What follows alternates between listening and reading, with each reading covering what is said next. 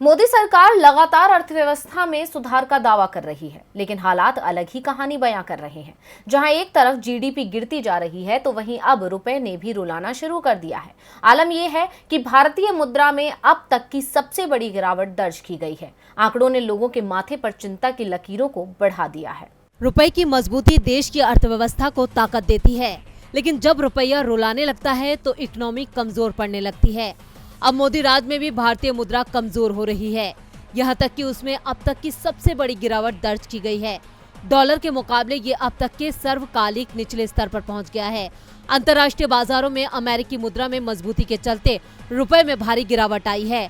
बड़ी गिरावट के साथ खुलने के बाद अंतर्राष्ट्रीय बैंक विदेशी मुद्रा विनिमय बाजार में रुपया कुछ ही देर में डॉलर के मुकाबले 77.17 पर खुला और कुछ ही देर में 77.42 पर आ गया। ये रुपए के पिछले बंद भाव के मुकाबले 52 पैसे की गिरावट है।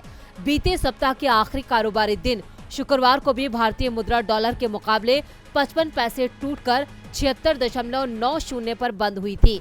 इस गिरावट की वजह से विदेशी मुद्रा भंडार कम हुआ है। दरअसल देश का विदेशी मुद्रा भंडार भी लगातार कम होता जा रहा है। ये घटकर पहली बार 600 अरब डॉलर से नीचे चला गया है। लगातार 8 हफ्तों से इसमें गिरावट दर्ज की जा रही है।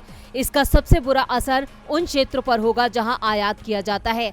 कच्चे तेल की बात करें तो अपनी जरूरत का 80% कच्चा तेल भारत आयात करता है। ऐसे में रुपए की गिरावट से कच्चे तेल के आयात बिल में बढ़ोतरी होगी और विदेशी मुद्रा ज्यादा खर्च होगी। इसके अलावा उर्वरक और रसायन, जिनका भारत बड़ा आयातक है, वो रुपए की कमजोरी से महंगे हो जाएंगे। इसके अलावा इलेक्ट्रॉनिक सामानों से लेकर आभूषण तक महंगे हो जाएंगे। यानी साफ है कि अब जनता को एक बार फिर से महंगाई का सामना करना होगा। डीवी लाइव की रिपोर्ट।